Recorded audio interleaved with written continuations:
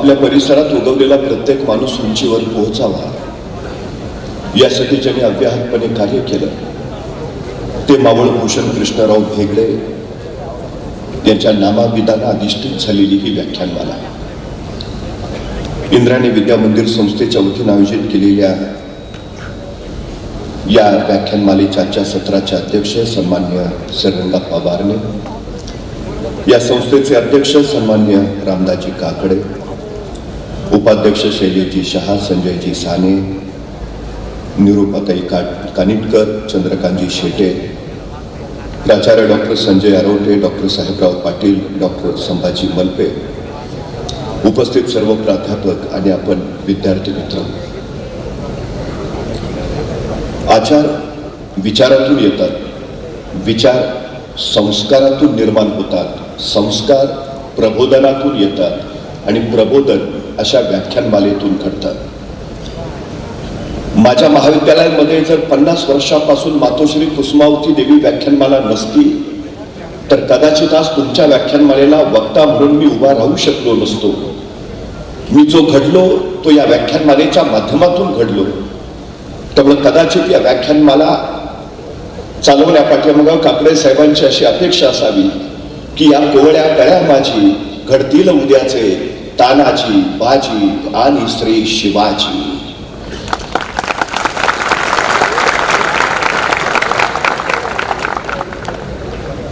तुम्ही कधी आळंदीला गेला तर ज्ञानेश्वरांच्या पदकावर प्रकाशाचा लखलखाट दिसेल, पण ज्ञानाचा प्रकाश पसरवणारा ज्ञानोबा मात्र आता कुठे भेटत नाही. कधी देहूला गेला तर इंद्रायणी आजही संत वाहतीये, पण इंद्रायणीच्या काठावर अमृतवाणी फुलवणारे तुकोबा मात्र आता तिथं दिसत नाही. आता गाड्या भरपूर आल्या, तवेर आली, गोड्या लॉरी, स्कॉर्पिओ आली, फॉर्च्युनर आली, पण गावागावामध्ये विचारांची श्रीमंती बहाल करत जाणारे संत नामदेव मात्र आता कुठं दिसत नाहीत.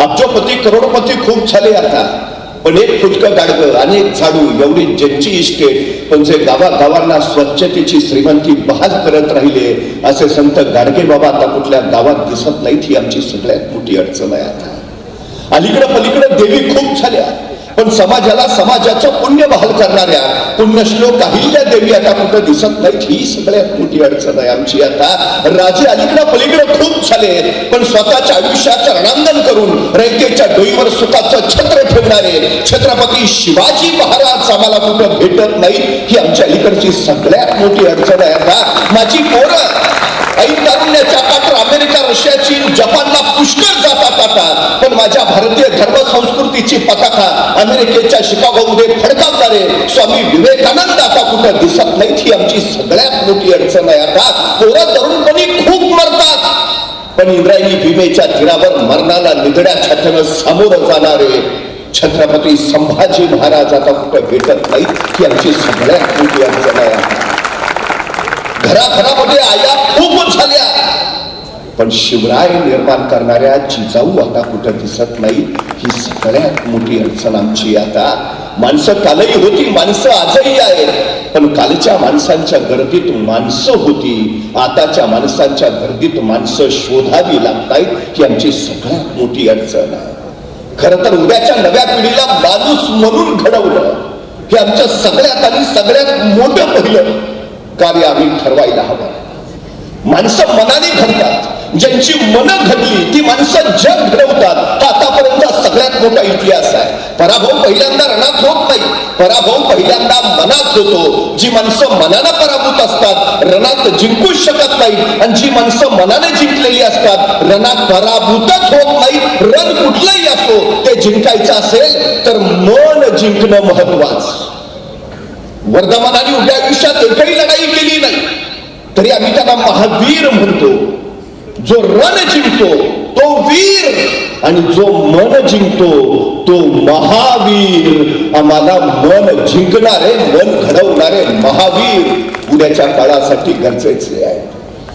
खरं तर एका कैद्याला शिक्षा झाली, फाशीची शिक्षा, पण काय शास्त्रज्ञांना प्रयोग करायचे. ते न्यायमूर्तींना विनंती केली की याला फासावर चढून मृत्यूदंड देण्यापेक्षा याला विषारी सर्पाचा दंश देऊन मृत्यूदंड देऊया. न्यायमूर्ती म्हणले ठीक आहे, मृत्यूच द्यायचा आहे, असा ना किंवा तसा ठरलं. त्याच दिवशी त्या कैद्याला सांगितलं, परवा दिवशी सकाळी 11 वाजता तुला विषारी सर्पाचा दंश केला जाईल आणि तू मरशील. 2 दिवस त्या कैद्याच्या डोक्यात एकच विचार होता, मला परवा विषारी सर्पाचा दंश होईल आणि मी मरेन. प्रत्यक्षात शिक्षेचा दिवस उजाडला. 11 वाजता त्या कैद्याला बाहेर काढलं. शास्त्रज्ञ उपस्थित होते. त्याला सांगितलं, आता काही क्षणात तुला विषारी सर्पाचा दंश होईल आणि तू मरशील. त्याच्या डोळ्यावर पट्टी बांधली आणि प्रत्यक्षात विषारी सर्पाचा दंश करण्याऐवजी शास्त्रज्ञांनी 2 टाचण्या घेतल्या आणि त्या कैद्याला टोचल्या. झाला, दंश झाला. अर्ध्या तासात त्या कैद्याच्या तोंडातून फेस बाहेर आला आणि पुढच्या 1.5 तासात शरीर काळनिळं पडून तो मरण पावला. प्रत्यक्षात विषारी सर्पाचा दंश झाला होता? नाही. साप तुम्हाला मारत नाही, तुमच्या मनातला विचार तुम्हाला मारून टाकतो. तुमच्या मनातला विचार सकारात्मक आहे की नकारात्मक आहे? जग तुम्हाला घडवत नाही, तुमचं मन तुम्हाला घडवतं. या जगात तुमचा पराभव दुसरा कुणीही करू शकत नाही. या जगात तुमचा पराभव फक्त तुम्हीच करू शकता. या जगात दुसरा कुणी तुम्हाला मर्यादा घालू शकत नाही. या जगात तुम्हाला मर्यादा फक्त तुम्हीच घालू शकता. या जगात दुसरा कुणी तुम्हाला विजयी करू शकत नाही. या जगात तुम्हाला विजयी फक्त तुम्हीच करू शकता. तुमच्यातच ते सामर्थ्य. त्या सामर्थ्याला जाणणं हे अत्यंत महत्वाचं. खरं तर तुमच्यासारख्या महाविद्यालयात जेव्हा मी बोलतो तेव्हा मला माझ्या महाविद्यालयातले दिवस आठवतात. एके दिवशी मी माझ्या महाविद्यालयात गेलो आणि मला माझा पक्या नावाचा मित्र भेटल्या मला म्हणाला, तुला कळलं का? म्हटलं काय? म्हटलं कॉलेजमध्ये आज माझा सत्कार आहे. मला काही कळे ना. माझ्या बरोबर टपरीवर चहा पिणारा पक्या अचानक सत्काराच्या पात्रतेचा कस काय झाला? मी त्याला विचारलं, तुझा सत्कार काय? म्हटलं, मी शास्त्रज्ञ झालो म्हणून माझा सत्कार आहे. मला परत काय कळे ना. SY मध्ये शिकणारा पक्या अचानक शास्त्रज्ञ कसा झाला? मी त्याला विचारलं, तू कुठला शोध लावला? पक्या मला म्हटला, मी शास्त्रज्ञ आहे हा शोध मी लावला. पण आता महाविद्यालयात सत्काराची तयारी चालू होती, विश्वास ठेवणं भाग होतं. मी त्याला खोदून विचारलं, बाबा तू शास्त्रज्ञ कसा झाला? तू कुठला शोध लावला? पक्या मला म्हटलं, माझं नाव काय? म्हटलं पक्या. पक्याचं उलट काय? म्हटलं कॅप. कॅप इंग्रजी शब्द आहे, त्याला मराठीत काय म्हणतात? म्हटलं टोपी. टोपीचं उलट काय? म्हटलं पिटो. पिटो हिंदी शब्द आहे, त्याला मराठीत काय म्हणतात? म्हटलं रामा. रामा म्हणजे श्रीराम. ते कोण आहे? म्हटलं देव आहे. देवचं उलट काय? म्हटलं वदे. वदे संस्कृत शब्द आहे, त्याला मराठीत काय म्हणतात? म्हटलं बोले. बोलेचं उलट काय? म्हटलं लेबो. लेबो हे शास्त्रज्ञाचं नाव आहे आणि ते माझ्या नावापासून सुरू झालंय म्हणून मी शास्त्रज्ञ आहे. पण मित्रांनो, हाच पक्या आज प्रकाश सावंत म्हणून देशासाठी शास्त्रज्ञ म्हणून काम करतोय. ही माझ्या दृष्टीने अभिमानाची गोष्ट आहे. हेच वय असतं, हाच काळ असतो. याच वयामध्ये प्रेरणा निर्माण करता येतात, याच वयामध्ये उर्मी धरता येतात. काहीतरी करावं, करून दाखवावं, काहीतरी घडवावं, घडवून दाखवावं असं वाटतं. ते याच काळात ओल्या मातीला जसा हवा तसा आकार देता येतो, तसा जिवंत हाडामांसाच्या डोळ्याला सुद्धा हवा तसा आकार देता येतो. फक्त माती ओली हवी आणि वय संस्कारक्षम हवं. तुम्ही त्या वयात आहात जिथं तुम्हाला हवं तसा आकार देताच येईल. मानवी व्यक्तिमत्वाचे संशोधक आणि जीवशास्त्रीय अभ्यासक असं सांगतात, नुकतंच जन्माला आलेलं एखादं नवजात बाळ तुम्ही आम्हाला आणून द्या आणि त्याला काय बनवायचंय ते सांगा, आम्ही बनवून देतो. हवं ते बनवता येतं. हवं ते काय व्हायचंय? डॉक्टर बनवू शकता, इंजिनियर बनवू शकता, वकील बनवू शकता, प्राध्यापक बनवू शकता, शास्त्रज्ञ, अभिनेता, क्रिकेटपटू, जे हवं ते बनवू शकता. अडचण काय? काहीही बनवू शकता, फक्त तुम्ही ठरवायला. हे ठरवणं फार महत्वाचं, सगळ्यात महत्वाचं असेल ते. तुम्ही महाविद्यालयात आहात, आपापल्या शाखा निवडल्या असतील, कदाचित तुमचं ठरलंही असेल. अनेकांचं ठरत नाही, ही सगळ्यात मोठी अडचण आहे. काही लोक नुसताच विचार करतात. मी एखाद्याला विचारतो, सध्या काय चाललंय? नाही चाललंय ना, कॉलेज चाललंय. पण काय ठरलंय? नाही बघूया ना. हो पण काय? नाही बघूया ना किती पडतायत. बरं नाही पडले तर? नाही पप्पा म्हणलेत माझ्या जागेवर चिटकवतो. आमचं ध्येय काय आहे? आम्ही ठरवलंय काय करायचंय आम्हाला? ठरवा, आत्ता ठरवा. सचिन तेंडुलकरने इयत्ता 4थी मध्ये ठरवलं मला फलंदाज व्हायचं आहे, तो तेच करत राहिला. तेच सचिन तेंडुलकर 12वीला इंग्रजीत नापास आहे, पण आज 12वीच्या इंग्रजीच्या पुस्तकात सचिन तेंडुलकर वर धडा आहे. यशाचा धडा गिरवायला एवढा धडा पुरेसा आहे. जितक्या लवकर ठरवाल तितके लवकर उंचीवर जाल, जितक्या लवकर ठरवाल तितके अधिक उंचीवर पोहोचाल. ठरवून घ्या आत्ता या क्षणी. काहीही बनू शकता तुम्ही. काहीच अडचण नाही, काहीही अडचण नाही. मला एका प्रश्नाचं उत्तर द्या. चंद्रावर पहिलं पाऊल ठेवणाऱ्या मानवाचं नाव काय? नील आर्मस्ट्रॉंग. पण खरंच नील आर्मस्ट्रॉंग चंद्रावर पहिलं पाऊल ठेवणार होता का? याचं उत्तर आहे नाही. नासानं जी चंद्रयान मोहीम काढली त्याचा मुख्य पायलट होता एडविन सी अल्डानी. तो अमेरिकेचा वैमानिक होता, त्याला स्पेस वॉकिंगचा अनुभव होता. तो मुख्य पायलट आणि त्याच्याबरोबर सहाय्यक पायलट म्हणून त्याच्या सोबत दिला नील आर्मस्ट्रॉंग. तो अमेरिकेचा नौसैनिक होता, त्याला स्पेस वॉकिंगचा अनुभव अजिबात नव्हता, सहाय्यक पायलट होता. नासाचं हे अपोलो यान ज्यावेळी चंद्रावर पोहोचलं त्यावेळी नासाच्या स्पेस सेंटरवरनं पहिला संदेश गेला, पायलट फर्स्ट. आणि एडविन सी अल्डानी पुढे झाला. आता चंद्रावर पाय ठेवायचा आहे, तर चंद्रावर पाय ठेवणार. तोच त्याच्या मनात विचारांचा गोंधळ सुरू झाला. मी चंद्रावर पाय ठेवला आणि तिथल्या गुरुत्वाकर्षणानं मला खेचूनच घेतलं तर, मी चंद्रावर पाय ठेवला आणि तिथल्या वातावरणात मी जळूनच गेलो तर, मी चंद्रावर पाय ठेवला आणि मी तिथं भरकटलोच तर. तो या विचारात होता. तोच नासाच्या स्पेस सेंटरवरनं दुसरा संदेश आला, को पायलट नेक्स्ट. आणि नील आर्मस्ट्रॉंग पुढे झाला आणि कोणताही विचार न करता त्यांनी चंद्रावर पाय ठेवला. आणि चंद्रावर पाय ठेवणारा पहिला मानव म्हणून नील आर्मस्ट्रॉंग कीर्तिमान झाला. एडविन सी अल्डानीकडे सगळं होतं, बुद्धिमत्ता होती, अनुभव होता, क्षमता होती, कौशल्य होतं. फक्त त्याला पटकन निर्णय घेता आला नाही. नील आर्मस्ट्रॉंगकडे याच्यापैकी काही नव्हतं, पण त्यांनी फक्त निर्णय घेतला, कीर्तिमान झाला. पटकन निर्णय घ्या. यशस्वी कोण होतं? योग्य निर्णय घेतात ते नव्हे, तर घेतलेला निर्णय योग्यच होता याचे सिद्ध करतात ते. निर्णय घ्या पटकन. काय होईल? बरोबर आला यश, चुकला अनुभव, तोटा काय? पण पटकन ठरवणं आणि कामाला सुरुवात करणं ही यशस्वीतेची सगळ्यात महत्वाची पायरी आहे, सगळ्यात महत्वाची. मला सांगा ना, छत्रपती शिवाजी महाराजांकडे काय होतं? सैन्य होतं, संपत्ती होती, साधनं होती. मग महाराज असं म्हटले का? नाही बघू दिल्या कुणी तोफा तर नाही ना. जे आहे जसं आहे तसा वापर केला आणि महाराजांनी सुरुवात केली. 1646 महाराजांनी तोरणा घेतला. त्याचवेळी महाराजांची नजर रायरीवर पडली. राजगड बेवसाव होता, म्हणजे घेतला तर बांधला पाहिजे, बांधायचा तर पैसे हवे होते कुठे महाराजांकडे. मग महाराज असं म्हटले का? नाही, घेतला राजगड तर बांधला पाहिजे, बांधायचा तर फंड्स पाहिजे, आहेत कुठे आपल्याकडं, मग कशाला घ्या, बघू फंड आल्यावर. थांबले महाराज.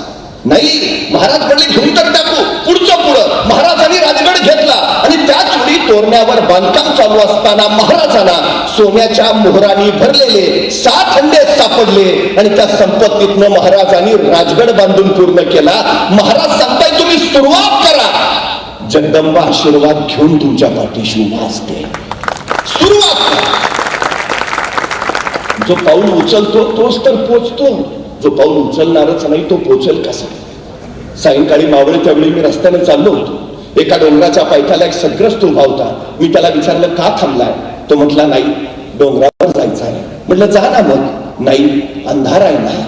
मग मी माझ्या हातातला कंदील त्याला दिला. म्हटलं जा आता. मी घरी निघून आलो. दुसऱ्या दिवशी पहाटे 5 वाजता मी तिथूनच निघालो होतो. डोंगराच्या पायथ्याला हा सद्ग्रस्त पुन्हा दिसला. मी म्हटलं अरे वा, जाऊन आला वाटतं. तो म्हटला नाही, गेलोच नाही. म्हटलं का? अंधार आहे ना. अरे म्हटलं तुला रात्री कंदील दिला होता ना. हो दिला होता ना, पण त्याचा उजेड फक्त माझ्या पायापुरताच पडतोय, मला किती लांब जायचं आहे. भल्या माणसा, तू चालायला सुरुवात तर कर, उजेड आपोआप तुझ्या पावलाबरोबर येत जाईल. सुरुवात तर करा. अडचण काय? 1673 साली मोगल मराठा संघर्ष प्रचंड वाढला. मोगलांची फौज लाखोची, महाराजांची 20,000. मग महाराज असं म्हणले का? त्यांची लाखभर, आपली 20,000, डिपॉझिट पण राहणार नाही, कशाला अर्ज भरा? थांबले महाराज. नाही व्हायचं ते होऊ दे, 20 तर 20, सुरुवात तर करू. महाराजांनी केली सुरुवात. 1670लाच महाराजांनी प्रबळगड जिंकला आणि प्रबळगडाची पाहणी करायला महाराज पालखीत बसून प्रबळगडाच्या मार्गावरून निघाले. पालखीत बसलेले महाराज प्रबळगडाच्या एका मार्गावरून जात असतानाच महाराजांच्या शेल्याचं एक टोक तिथल्या बोरीच्या झाडाच्या फांदीच्या काट्यात अडकलं आणि महाराजांना ताण बसला. तसे महाराज म्हणाले, पालखी थांबवा. पालखी थांबली आणि महाराज सोबत त्याला म्हणाले, हे बोरीचे झाड आमच्या पुढे जाण्यावर आक्षेप घेते आहे. हे बोरीचे झाड आम्हाला अडवते आहे. हे बोरीचे झाड आम्हाला काहीतरी सांगू पाहते आहे. इथे काहीतरी आहे आहे आहे. खना खना. माणसं कामाला लागली. बोरीच्या झाडाजवळ खणायला सुरुवात झाली. 5-6 फूट गेले. दगडी भिंत सापडली, उकरली. 27 घागरी आणि 4 कढया इतकं सोनं महाराजांना तिथं सापडलं आणि त्या संपत्तीतनं महाराजांनी शस्त्रसज्ज सैन्य उभा केलं आणि मोगलांच्या विरोधातली फळी उभा केली. महाराज सांगताय, तुम्ही सुरुवात करा, सगळी सृष्टी तुमच्या पाठीशी उभा राहते. सगळ्यात महत्वाची कारण नको, अजिबात कारण नको. तुम्ही कोण आहात काही फरक पडत नाही. तुम्ही काय करता आहात त्यांनी फरक पडतो. तुम्ही कुठे जन्माला आलात काही फरक पडत नाही. तुम्ही कोण बनणार आहात त्यांनी फरक पडतो. एका जंगलात एका झाडावर एक गुराख्याचा पोरगा झाडाची फांदी तोडत बसला होता. पण ज्या फांदीवर बसला होता तीच फांदी तोडत होता. म्हणजे तो किती बुद्धिमान असेल याच्यावरनं तुम्हाला कल्पना येईल. त्याच तिथून त्या देशाचा प्रधान चालला होता. प्रधानाचं लक्ष अचानक त्या गुराख्याच्या पोराकडे गेलं. दिसायला पोरगा देखणा होता, पण अत्यंत अज्ञानी आणि म्हणजे जरा मेंदून नसल्याच प्रकारातला वाटत होता. ज्या फांदीवर बसलाय तीच फांदी कुऱ्हाडीनं तोडतोय. पण त्या देखण्या राजबिंड्या गुराख्याच्या पोराकडे पाहून त्या प्रधानाला एक कल्पना सुचली. काही दिवसापूर्वीच त्या देशाच्या राजकन्येनं या प्रधानाचा घोर अपमान केला होता. राजकन्या विद्वान होती, संस्कृत पंडित होती. प्रधानाला राजकन्येचा बदला घ्यायचा होता. त्याला असं वाटलं की ह्या देखण्या दिसणाऱ्या गुराख्याच्या पोराला जर विद्वान पंडित म्हणून आपण राजा पुढे उपस्थित केलं आणि आपल्या विद्वान राजकन्येला याच्यासारखा दुसरा विद्वान पती मिळणार नाही हे जर आपण पटवून सांगितलं तर हा अडाणी राजकन्येच्या पदरात पडेल आणि आपला बदला पूर्ण होईल. त्याने त्या गुराख्याच्या पोराला खाली उतरवलं, व्यवस्थित पडवलं. दिसायला देखणा असणारा पण अत्यंत बुद्धीनं मंद असणारा तो गुराख्याचा पोर बघता बघता राजबिंडात दिसायला लागला. या प्रधानानं राजासमोर त्याला उपस्थित केला. अत्यंत विद्वान. सगळ्या दरबाराला त्याची ओळख करून दिली. राजकन्येला विचारलं, विद्वान आहे, पंडित आहे. राजकन्येनं विद्वान आहे म्हटल्यावर लगेच लग्नाला होकार दिला. लग्नही झालं आणि लग्नानंतर एकांतात आपल्या या विद्वान पतीला या राजकन्येनं प्रश्न विचारला, अस्ति कश्चित वाग्विशेष. राजकन्येनं प्रश्न संस्कृत मधनं विचारला. आता याला मराठीच नीट येत नव्हतं, संस्कृत काय कळणार. तो फक्त बघत राहिला. अस्ति कश्चित वाग्विशेष.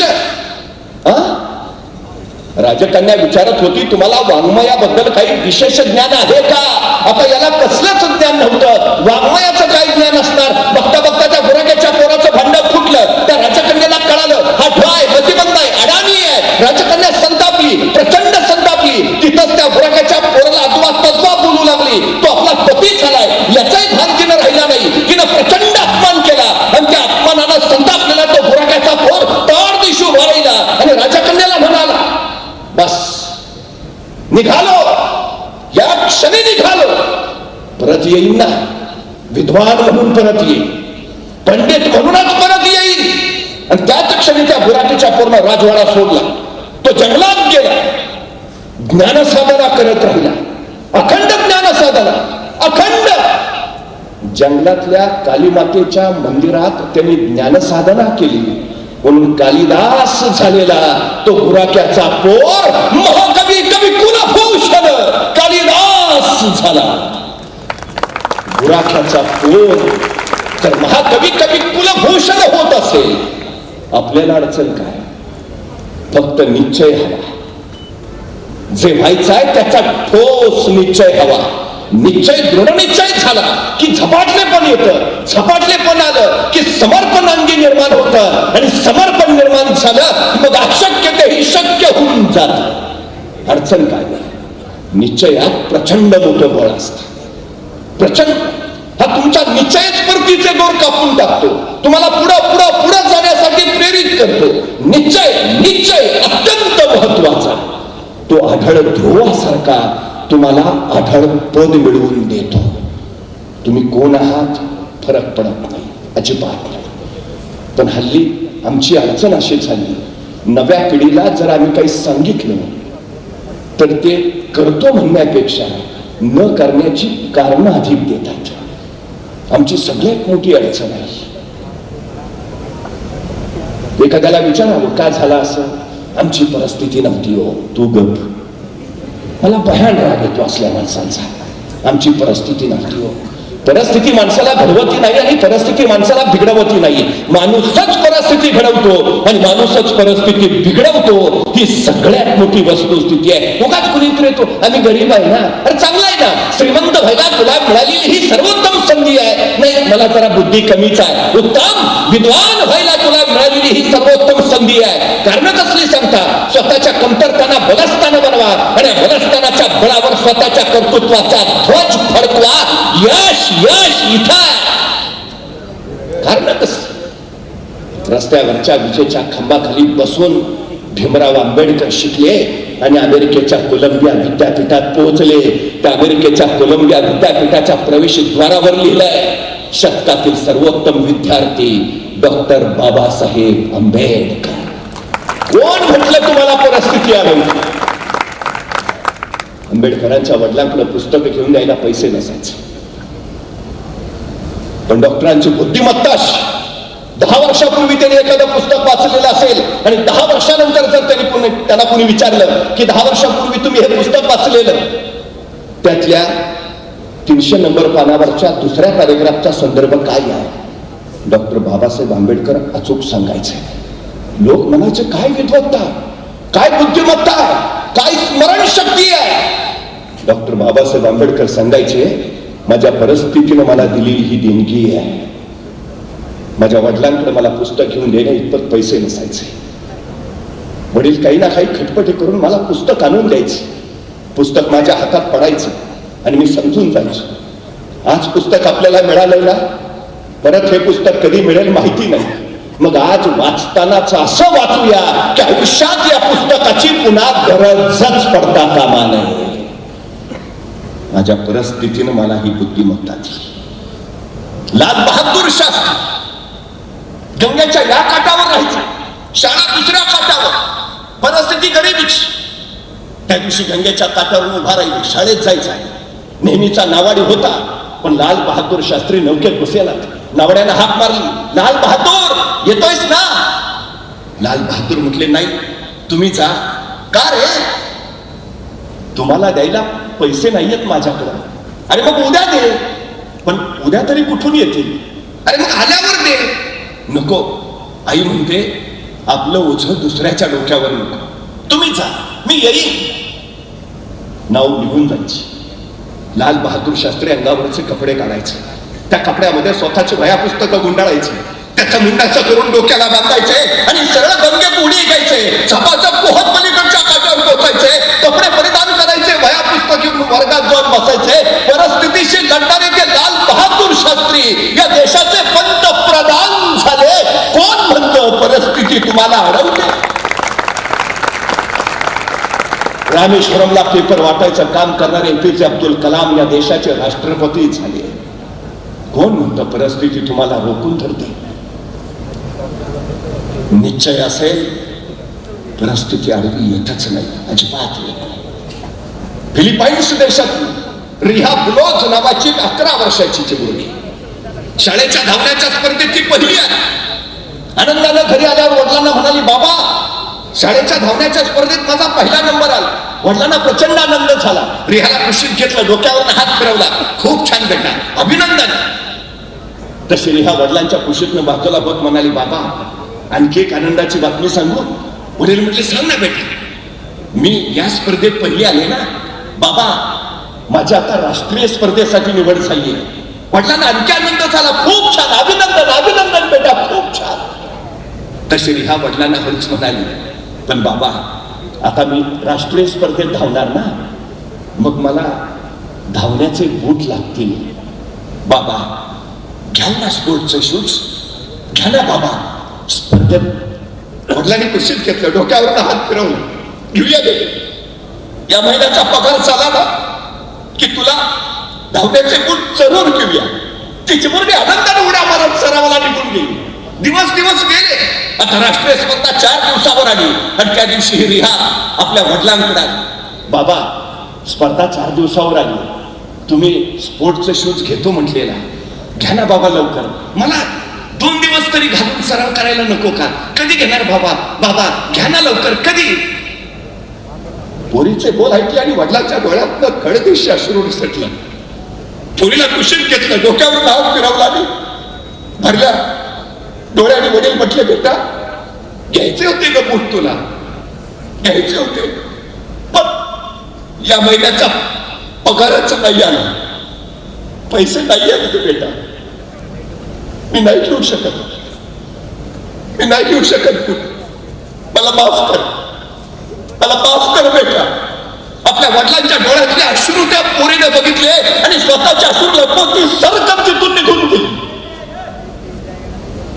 पण तिने असा विचार नाही केला, मला शूज नाहीत ना, आता मी पळणारच नाही, मला बूट नाहीत ना, मी स्पर्धेत भागच घेणार नाही.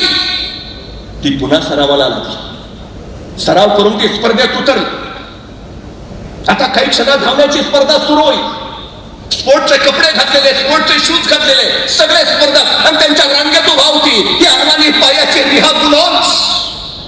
आता स्पर्धेला सुरुवात होणार. धावण्याचे सगळे स्पर्धक एका रांगेत उभा नाहीये, रिहाही त्याच रांगेत. आणि त्याच वेळी तिची नजर आजूबाजूच्या स्पर्धकांकडे गेली. प्रत्येकाच्या पायात स्पोर्टचे शूज होते. रिहाने स्वतःच्या पायाकडे बघितले. आपल्या अनुवाने पाय बघून तिला कसं तरीच वाटलं. क्षणभर अचानक बाजूला झाली आणि जखमेवर बांधायच्या पट्ट्या तिनं स्वतःच्या पायावर बुटासारख्या बांधल्या आणि त्या पट्ट्यावर लिहिलं NIKE, नाईके.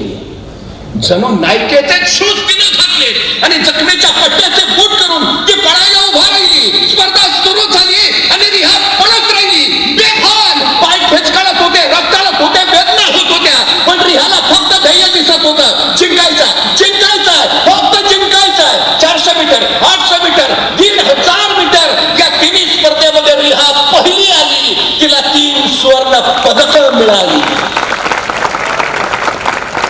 ती रिहा बुलोज सांगते, परफॉर्मन्स बुटात नसतो, परफॉर्मन्स डोक्यात असतो. तुमच्या पायातल्या बुटामुळे तुमच्या पायाला वेग येत नाही, तुमच्या उरातल्या जिद्दीमुळे तुमच्या पायाला वेग येतो. ही जिद्द महत्वाची, साधन नव्हे. रिहाचा हा पराक्रम नाईके कंपनीला कळाला. जखमेच्या पट्ट्यांचे बूट करून पळणारी मुलगी, जिनं नाईके कंपनीचं नाव त्या पट्ट्यावर लिहिलं होतं. नाईके कंपनीनं रिहाला दत्तक घेतलंय आणि ती कंपनी त्या रिहाचा आयुष्यभराचा सगळा खर्च उचलणार आहे. तुम्ही सुरुवात करावं, सगळी सृष्टी पाठीशी उभा राहते. अडचण का?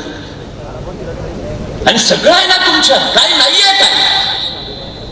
आपल्यातल्या क्षमतांना पात्रतेचं रूप देता आलं की मग योग्यता कमावता येते. आमची अडचण अशी आहे की आपल्यातल्या क्षमतांचीच आपल्याला जाणीव नाही. खरं तर एज्युकेशन हा 3 लॅटिन शब्दांनी मिळून बनलेला शब्द आहे. एज्युकेरे, एज्युकेअर, एज्युकेटर. म्हणजे मुलांमधले सुप्त गुण शोधणं, त्या सुप्त गुणांचं संवर्धन करणं आणि त्यांना योग्य व्यासपीठ मिळवून देणं, या 3 क्रिया जिथं घडतात त्याला एज्युकेशन असं म्हटलं जातं. तुमच्यात क्षमता आहेतच, त्या क्षमतांची जाणीव करून घेणं, त्यांना पात्रतेचं रूप देणं म्हणजे तुमची योग्यता घडते. सगळ्यात महत्वाची गोष्ट आहे ती. पण आमची सगळ्यात मोठी अडचण अशी झाली आहे, आपल्यात काय आहे याचा पत्ताच अनेकांना नाही आहे. मी नेहमी सांगतो, जगातलं सगळ्यात श्रीमंत ठिकाण कुठलं? स्मशान. सगळ्यात श्रीमंत ठिकाण. कारण त्या ईश्वरानं अनेकांना असे काही अलौकिक गुण दिलेत की त्या गुणांच्या बळावर तो सृष्टी समृद्ध करू शकतो, पण दुर्दैवानं त्याला दिलेल्या गुणांची जाणीवच त्याला नाही.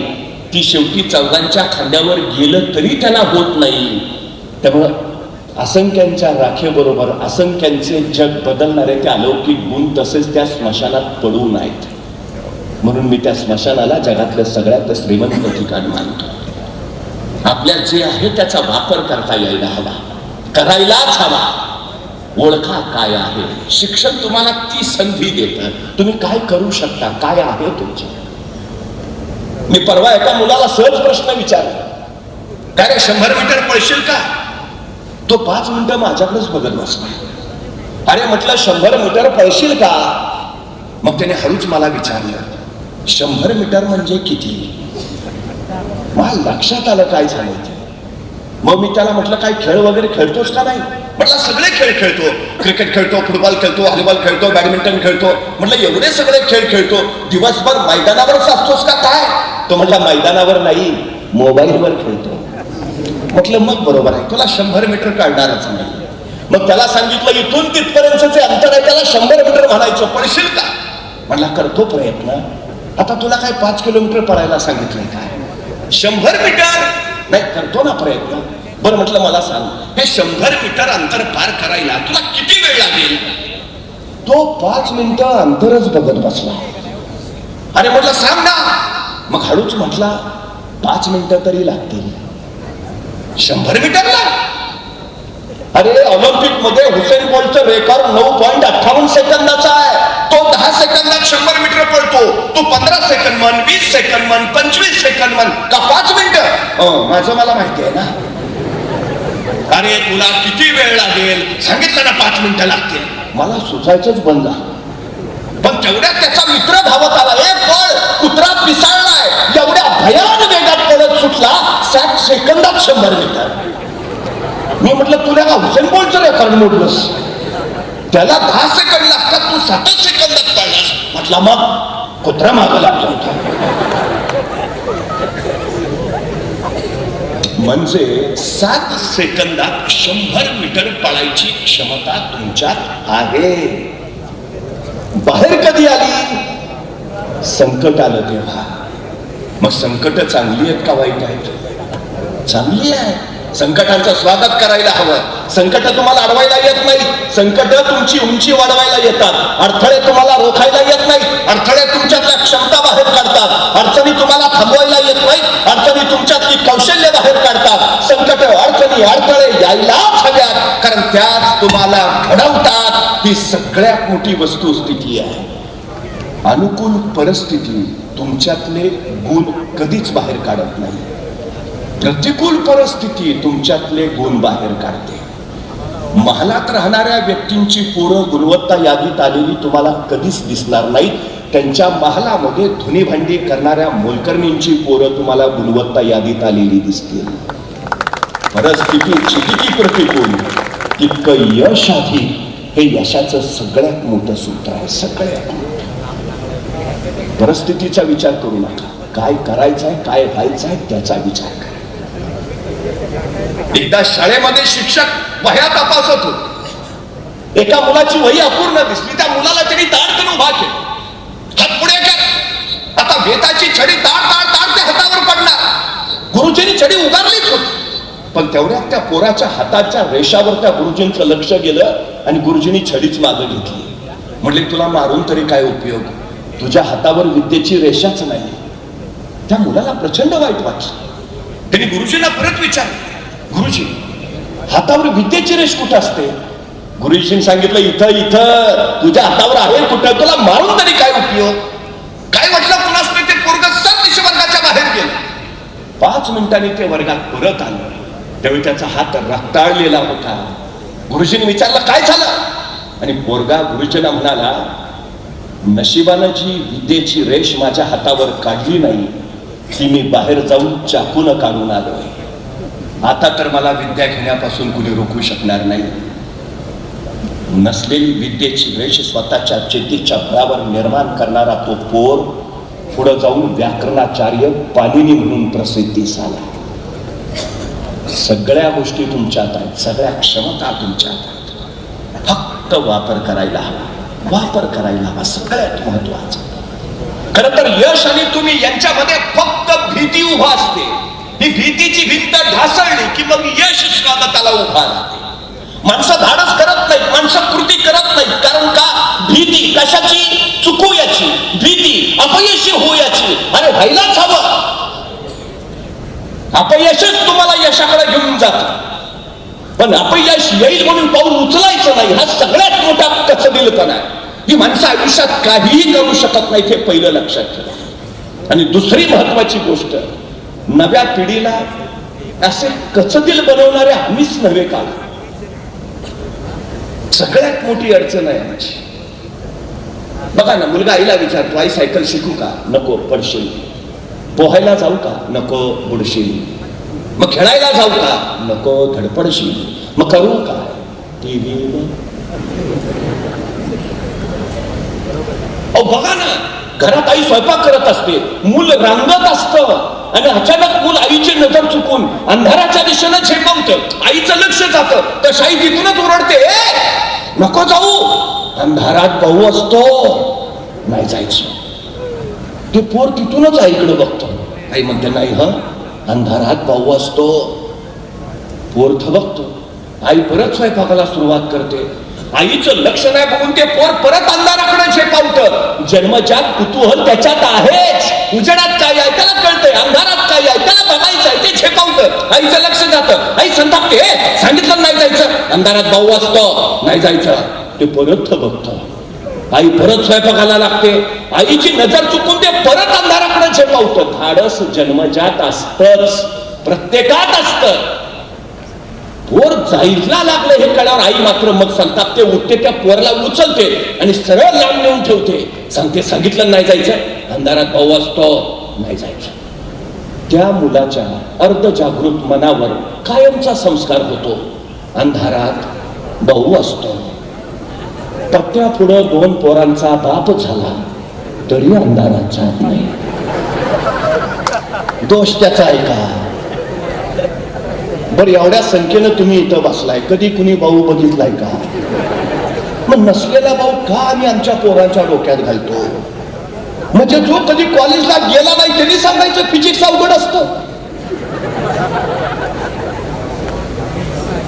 ज्याला गणित कशाची खातात ते माहित नाही, तो सांगतो गणिताचं बघ. तो कशाला नको तो विषय करतो अवघड? का भाऊ घालतो आम्ही आमच्या पोरांच्या डोक्यात? सरळ प्रोत्साहन का देत नाही? अडचण काय आमची? आजूबाजूला कोण माणसं आहेत, ही नकारात्मक आहे की सकारात्मक आहे, याच्यावर ठरेल आमची पिढी पुढे जाईल की जागेवर थांबेल. जाऊ द्या ना, काय व्हायचं ते होऊ दे, अडचण काय आहे? साहेबांनी काय शुभाराजांना थांबवलं? पोरा ठोरला गोळा करून महाराज हा किल्ला तो किल्ला फिरत राहिले का? म्हटलं मासाहेब काय चाललंय राजे, तुमचं स्टेटस काय, या पोरांचं स्टेटस काय, कुठं खेळता, कुठं मिसळता? नाही ना, मासाहेबांना माहितीये हो, याच पोरांच्या बळावर उद्याचं स्वराज्य उभा राहणार आहे. जा बिनघोर जा. बघा ना, 40,000 फौजून अफजल खान. अफजल खान तो ज्यांनी शहाजी राजांची विजापुरातनं धिंड काढली. अफजल खान तो ज्यांनी शिवाजी राजांचे थोरले बंधू संभाजी राजांना ठार मारलं. तो अफजल खान आता भोसले कुलवंशात एकुलत्या एक उरलेल्या शिवरायांवर चालून आलाय. काय मानसिकता असेल हो मासाहेबांची? का मासाहेब म्हणले असतील राजांना, राजे एवढी वेळ दुसऱ्या कुणाला पाठवलं तर नाही का जमायचं? नाही, एकुलते एक तुम्ही, तुमचंच काही बरं वाईट झालं तर म्हातारपणे आम्ही कुणाच्या तोंडाकडे बघावं? नाही अडवलं, अजिबात नाही. राजे आशीर्वाद घ्यायला आले आणि त्यावेळी मासाहेब सांगत्या झाल्या, राजे खानाचा हिसाब चुकता करा, आम्हाला खान हवाय राजे. आणि त्याच वेळी राजे मासाहेबांना म्हणाले, मासाहेब पण खान बलाढ्य, यदा कदाचित खानाच्या तावडीतून आम्ही जिवंत परतच नाही आलो तर तशा कडाडल्या सौदामिनी राजा नाहीच परत आला तर ही जिजाऊ समजून जाईल आम्ही पहिल्यापासूनच निपुत्रिक होतो म्हणून. पण आमच्या काळजीनं तुमची पावलं रिंगाळता कामा नाहीत. जा, मेलात तरी चालेल. शिवराय घडतात ना ते अशा संस्कारातून. हा सकारात्मक संस्कार. आमच्या पिढीमध्ये फेरा ना तो अडचण काय आहे, त्याचा आत्मविश्वास त्याला बळ देईल. हा आत्मविश्वास फार महत्वाचा. तुम्ही काम किती करता अजिबात महत्वाचं नाही, तुम्ही तुमच्या कामाचं नियोजन कसं करता हे फार आणि फार महत्वाचं आहे. 50 वर्षाचा विषय महाराजांचं, पण या 50 वर्षाच्या आयुष्यात एकही घटना अशी नाही, एकही प्रसंग असा नाही की ज्याचं महाराजांनी नियोजन केलं नाही. अहो ते जाऊ द्या, आईच्या गर्भात असतानाच ज्यांच्या आयुष्याचं नियोजन ठरलंय असे जर कोणी महापुरुष या सृष्टीत जन्माला आले असतील तर छत्रपती शिवाजी महाराजांशिवाय दुसरं नाव नाही. जन्माला यायच्या आधीच ठरलंय का जन्माला यायचंय, जन्माला यायच्या आधीच ठरलंय जन्माला येऊन काय करायचं. 50 वर्ष एकही घटना नाही ज्याचं महाराजांनी नियोजन केलं नाही. महाराजांच्या आयुष्यात एक आणि एकमेव घटना ज्याचं महाराजांनी नियोजन केलं नव्हतं ती म्हणजे महाराजांचा मृत्यू. फक्त त्याचं नियोजन नाही, त्याचंच. तुमचं काय आयुष्याचं नियोजन?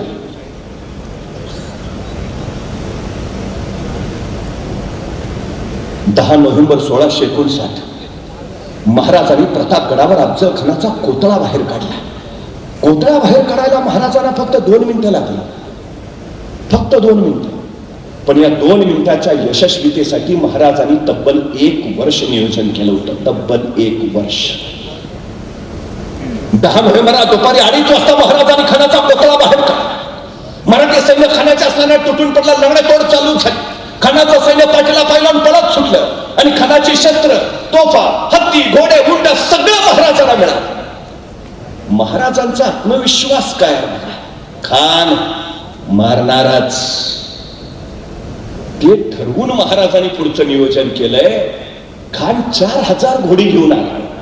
भले 2000 घोडी पळून जातील पण 2000 घोडी तरी या प्रसंगात आपल्याला मिळणारच आहे. आणि 2000 घोडी महाराजांना अफजल खान प्रसंगात मिळाली. पण आता नुसती घोडे मिळून उपयोग आहे का? ते घोडे चालवणारे प्रशिक्षित घोडेस्वार पण हवेत, तर त्या घोड्यांचा उपयोग. एखाद्याला मी विचारतो, गाडी आहे ना घरी? घरी मला चालवता येत नाही ना. उपयोग काय तुमच्या गाडीचा? 2000 घोडे मिळाले पण चालवणारे घोडेस्वार नसतील, उपयोग काय? नियोजन बघा महाराजांचं. 10 नोव्हेंबर 1659 या दिवसाच्या 6 महिने आधी, 6 महिने आधी महाराजांनी आपल्या 2000 लोकांना घोडेस्वारीचं शिक्षण देऊन प्रशिक्षित करून ठेवलंय आणि त्यांना सांगितलंय 6 महिन्यानंतर 10 नोव्हेंबरला सायंकाळी 4 वाजता तुम्हाला घोडे मिळणार आहेत, बुकिंग झालेलं आहे. हा असतो कॉन्फिडन्स, आत्मविश्वास. तो स्वतःच्या क्षमतांच्या जाणीवात नाही येतो. हो करेन, आय कॅन. आत्मविश्वास, आत्मविश्वास तुमच्यातल्या ऍटिट्यूडला जन्म देतो. सगळ्यात महत्वाची गोष्ट आहे. माणसं 4 प्रकारची असतात, 4 दृष्टिकोन असतात माणसांचे. पहिला प्रकार, त्याला काही सांगा नाही जमणार, काहीही सांगा त्याला. बरं हे एकट्या पुरतं नाही जमणार म्हणत नाही, ते कोणालाच नाही जमणार म्हणतो. सगळ्यात मोठी अडचण आहे. म्हणजे मी नेहमी सांगतो, एखाद्या गावाचा विकास करायचा असेल, समाजाचा विकास करायचा असेल, 4 गोष्टी फार महत्वाच्या. ज्याच्याकडे पैसा आहे त्यांनी पैसा द्यावा, ज्याच्याकडे वेळ आहे त्यांनी वेळ द्यावा, ज्याच्याकडे कष्ट आहे त्यांनी कष्ट द्यावे, आणि ज्याच्याकडे या तिन्हीपैकी काहीच नाही त्यांनी किमान गप राहावी. अडचण पहिल्या ठिकाणची नसते, बळबळ ज्याच्याकडे काही नाही त्याची जास्त. हा पहिला प्रकार आहे, झिरो ऍटिट्यूड. काही सांगा नाही जमणार, तुला पण नाही जमणार. दुसरा जो प्रकार आहे तो आहे लोअर ऍटिट्यूड. हा लोअर ऍटिट्यूड काय प्रकार आहे? एखाद्याला सांगितलं ना, चल ना जरा कॉलेजसाठी हे करूया, नाही बरोबर आहे पण तुम्ही करा, मी नाही. हे स्वतः काही करायला तयार नाही, दुसऱ्याने करा. म्हणजे मी नेहमी सांगतो, एखाद्याला आपण म्हटलं ना, चल ना हे करूया, नाही करूया की, पण मी एकटा येऊन काय करणार, बाकीचे नकोत का? मग आपण त्याला तिथं सोडतो, बाकीचे गोळा करायला जातो, बाकीचे गोळा करून मग त्याच्याकडे येतो, चल आता आलेत बाकीचे. मग आहेत ना बाकीचे, मी नाही आलं म्हणून काय होत आहे?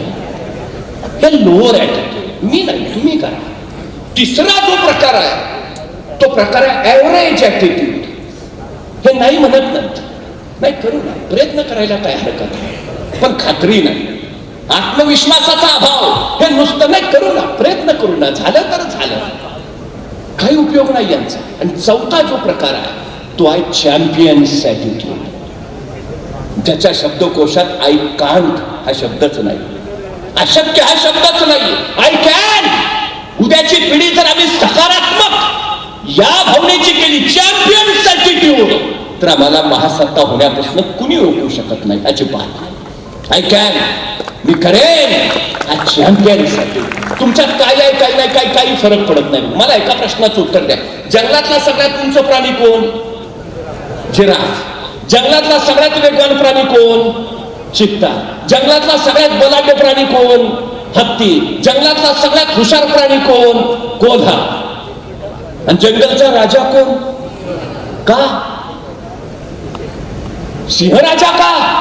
तो जिराफासारखा उंच नाही, तो हत्तीसारखा धिप्पाड नाही, तो चित्त्यासारखा वेगवान नाही, तो कोल्ह्यासारखा हुशार नाही. मग सिंहराजा का?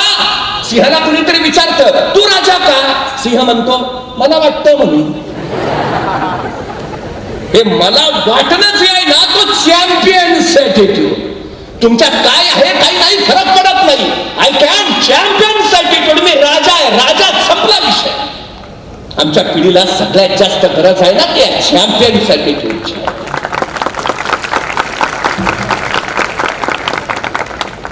2963 वनडे मॅचेस झाले.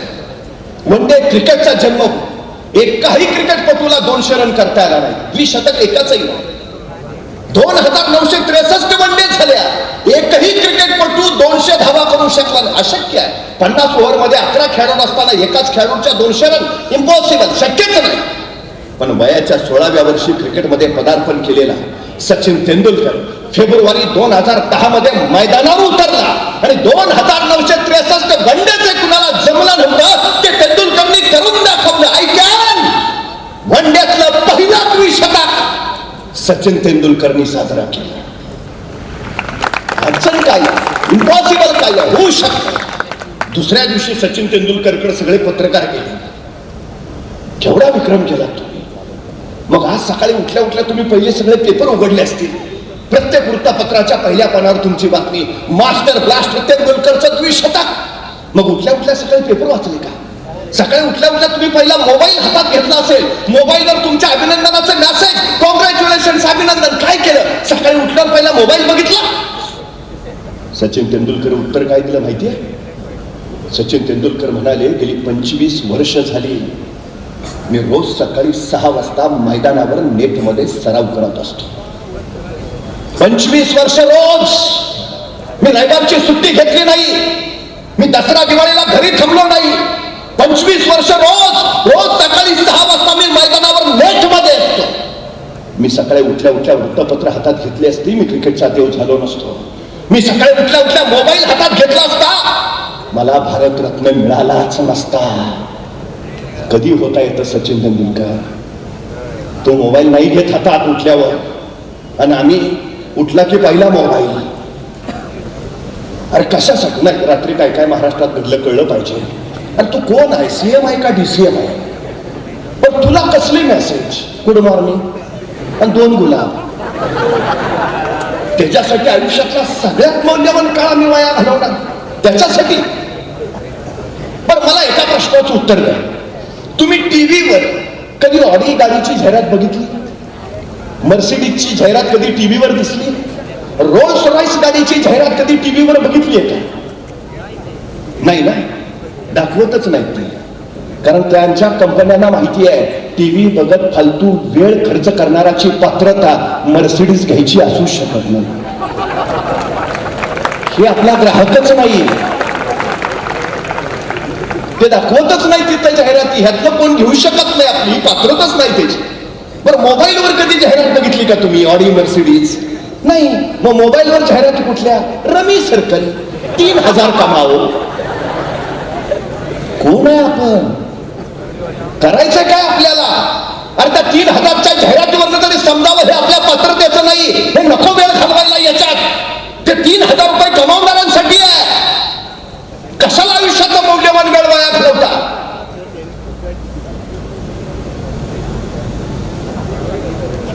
बर्बाद झाली पिढी, बर्बाद.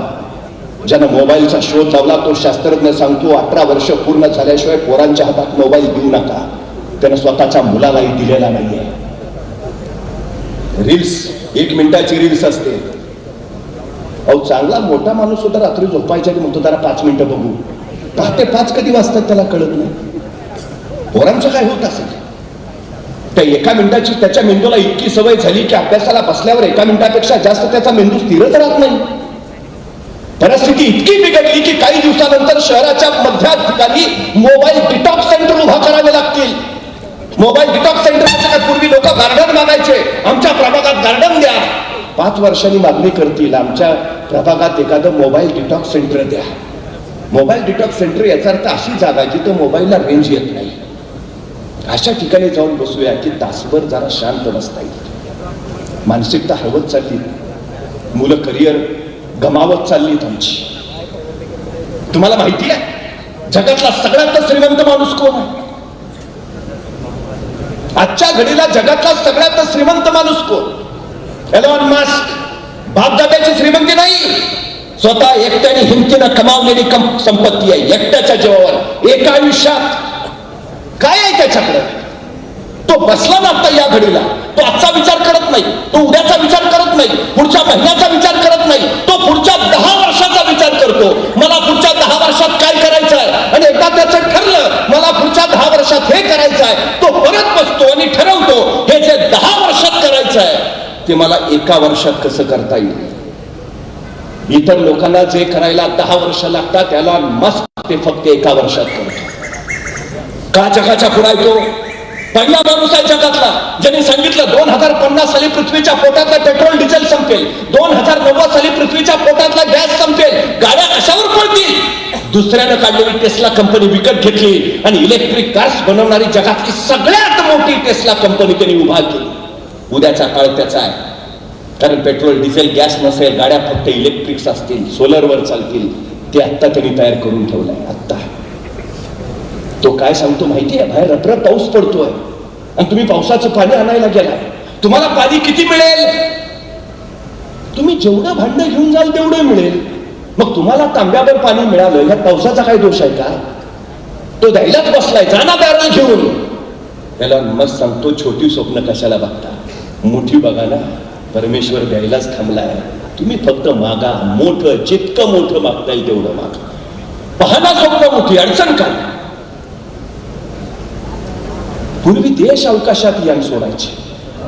पहिला माणूस स्वतः अवकाशात यान सोडतो. स्पेसएक्स नावाची कंपनी आहे त्याची. सुनीता विल्यम्स अंतराळ स्थानकात अडकल्या होत्या, नासाला शक्य नाही झालं त्यांना खाली घेऊन येणं. एलॉन मस्कनं स्पेसएक्स पाठवलं, त्यावेळी सुनीता विल्यम्स सुखरूप पृथ्वीवर आल्या. जगातला पहिला माणूस आहे स्वतः यान तयार करून स्पेसएक्स. आता त्यांनी काकडे साहेब परवा सांगितलं पुढच्या 10 वर्षात माझं मंगळावर शहर असेल. पुढच्या 10 वर्षात मंगळावर शहर असेल. आमचं काय चाललंय? नाही बघू ना, चाललंय कोथरूडला फ्लॅट घ्यायचा. आम्ही कोथरूडलाच आहे, तो मंगळावर पोहोचला. कुठं आहे आम्ही? परवा तुम्ही 47वा वाढदिवस साजरा केला. कसा केला असेल? जगातल्या सगळ्यात श्रीमंत माणसाचा वाढदिवस आहे. काय सेलिब्रेशन असेल त्याच्या वाढदिवसाचं? सगळ्या अमेरिकेत बॅनर लागले असतील, आमचे आधारस्तंभ. कसं सेलिब्रेशन केलं असेल त्यांनी 47व्या वाढदिवसाचं? आपल्या 47व्या वाढदिवशी एलॉन मस्क 24 तास अखंड काम करत होता. वाढदिवसाचं सेलिब्रेशन कसं? 24 तास अखंड काम. त्या दिवशी तो 1 मिनिट झोपला नाही. 1 मिनिट सेलिब्रेशन काय? 24 तास अखंड काम. आमच्या यपवायच्या पोराचा वाढदिवस असू द्या, दिवसभर वर्गात कॅडबरी आहे वाटत हिंडतोय, बड्डे आहे. तू काही एकटाच जन्माला आलाय का? कशासाठी? आयुष्यात 3 गोष्टी तुम्हाला मोफत मिळतात. 3: वेळ, पैसा आणि भावना. तुम्ही कमवत नाही, तुमच्या आई वडील कमावतात म्हणून तुमच्या वाट्याला मोफत होत. वेळ, पैसा आणि भावना या गोष्टी तुम्ही खर्च करत राहिलात अपयश. पण या 3 गोष्टी तुम्ही गुंतवत राहिलात तर आयुष्यभर त्याचा परतावा घेत राहील. वेळ खर्च करायचा नसतो, वेळ गुंतवायचा असतो अशा ठिकाणी जो तुम्हाला आयुष्यभर परतावा देईल. आयुष्यभर. एक गोष्ट कायम लक्षात ठेवा, वेळ साठवता येत नाही, वेळ गोठवता येत नाही, वेळ वाचवता येत नाही, वेळ घड्याळ बंद करून थांबवता येत नाही, वेळ कुणाला उसना देता येत नाही, वेळ कुणाचा उधार घेता येत नाही. वेळ एकदाच हाताशी येतो. ज्याला आल्या क्षणाची संधी करता आलं आणि संधीचं ज्याला सोनं बनवता आलं ना, त्याला जिंकता येतं. वेळेचं महत्व कळालं की आयुष्याचं मोल कळतं. 5 वर्षाचं महत्व जर तुम्हाला माहिती करून घ्यायचं असेल, निवडणुकीत पराभूत झालेल्या उमेदवाराला विचारा, तो सांगेल तुम्हाला 5 वर्ष किती महत्वाची. 1 वर्षाचं महत्व जर तुम्हाला माहिती करून घ्यायचं असेल, नोकरीनं मिळालेल्या एखाद्या बेरोजगार युवकाला विचारा, महिन्याच्या पगाराचा आकडा काढेल, वर्षाचा हिशोब मांडेल, सांगेल माझं वर्षाचं एवढं नुकसान झालं. त्यावेळी कळेल आम्हाला 1 वर्ष किती महत्वाचं. 1 महिन्याचं महत्व जर तुम्हाला माहिती करून घ्यायचं असेल तर मातृत्वाच्या वाटेवर असणाऱ्या एखाद्या स्त्रीला विचारा, 9 महिन्यातला 1 महिना सुद्धा किती महत्वाचा. मग कळेल 1 महिन्याचं महत्व. 1 आठवड्याचं महत्व जर तुम्हाला माहिती करून घ्यायचं असेल, एखाद्या साप्ताहिकाच्या संपादकाला विचारा, 1 आठवडा किती महत्वाचा. मग कळेल आठवड्याचं महत्व. 1 दिवसाचं महत्व जर तुम्हाला माहिती करून घ्यायचं असेल तर मजुरीनं मिळालेल्या एखाद्या मजुराला विचारा. मजुरी अभावी खोपटातली चूल ज्यावेळी पेटत नाही आणि चुलीतली आग ज्यावेळी पोटात पेटते त्यावेळी तो सांगेल तुम्हाला 1 दिवसाचं महत्व. 1 तासाचं महत्व जर तुम्हाला माहिती करून घ्यायचं असेल, जगच्या अलेक्झांडरला विचारा. जगाचा बादशाह होता, जगाचा सम्राट होता, मृत्यूशय्येवर पडला होता आणि आपल्या वैद्याकडे केविलवाणी प्रार्थना करत होता, फक्त 1 तास, फक्त 1 तास, 1 तास मला जगवा. त्या जगच्या अलेक्झांडरला विचारा, 1 तास किती महत्वाचा. 1 मिनिटाचं महत्व जर तुम्हाला माहिती करून घ्यायचं असेल, अमेरिकेच्या वर्ल्ड ट्रेड सेंटरवर ज्यावेळी विमान हल्ला झाला, तो विमान हल्ला होण्यापूर्वी त्या इमारतीतनं फक्त 1 मिनिट आधी सुरक्षित बाहेर पडलेल्या एखाद्या इस्माला विचारा, 1 मिनिट किती महत्वाचा. आणि 1 सेकंदाचं महत्व जर तुम्हाला माहिती करून घ्यायचं असेल तर ऑलिम्पिक मध्ये फक्त 1 सेकंदासाठी स्वर्ण पदक हुकलेल्या एखाद्या धावपटूला विचारा, 1 सेकंद किती महत्वाचा. वेळ खर्च नका करा, वेळ गुंतवा. तुमच्या ध्येयासाठी त्याची गुंतवणूक करा. म्हणजे आता ध्येयासाठी गुंतवलेला वेळ तुम्हाला आयुष्यभर परतावा देईल. आयुष्यभर. पैसा आई वडिलांचा, तुम्ही नशीबवान. तुम्ही शिकावं असं वाटणारे आई वडील तुम्हाला मिळालेत. तुम्ही खरंच नशीबवान आहे. तुम्ही शिकावं यासाठी वाटेल तेवढा पैसा खर्च करायला ते तयार आहेत. तुम्ही नशीबवान आहे. इंद्रायणी विद्या मंदिरासारखी संस्था तुमच्या परिसरात आहे जी तुमच्या सगळ्या शैक्षणिक आवश्यकता भागवतीये. नशीबवान आहे तुम्ही, नशीबवान आहे. उत्तम शिकवणारे प्राध्यापक तुम्हाला मिळाले, नशीबवान आहे. हे तुमचं नशीब आहे. संधी नशिबाने मिळते, यश नशिबाने मिळत नाही. ते कष्टानंच मिळवावं लागतं. या ज्या तुम्हाला मिळालेल्या गोष्टी आहेत त्या तुमचं काही नाही, ते सगळं नशिबाचं आहे. आता इथनं पुढचं यश ते तुम्हाला नशिबाने मिळवावं लागेल. तुम्ही कधी सांगाल मला, तुमची आई रात्री किती वाजता झोपते? माहित नाही तुम्हाला, कारण तुम्ही झोपल्यानंतरच ती रात्री कधीतरी कामात उठून झोपते. तुम्हाला आठवतं तुमची आई सकाळी कधी उठते? नाही आठवत, कारण तुम्ही उठायच्या आधी आई उठून कधीच कामाला लागलेली असते. ती कुणासाठी करते?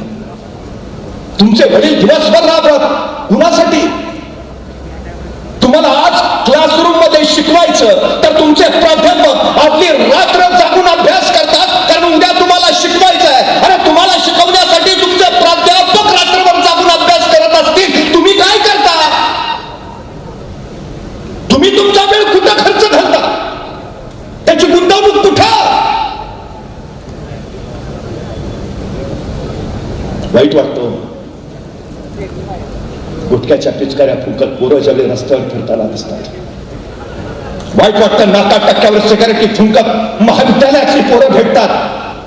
वाईट वाटतं पुण्यात शिकायला असलेल्या माझ्या बहिणी ड्रग्ज घेऊन नशेत पडलेल्या आम्हाला एखाद्या व्हिडिओ दिसतात. वाईट वाटतं बिअरवरच्या बाहेर कॉलेजमध्ये शिकणाऱ्या पोरांची गर्दी दिसते तेव्हा.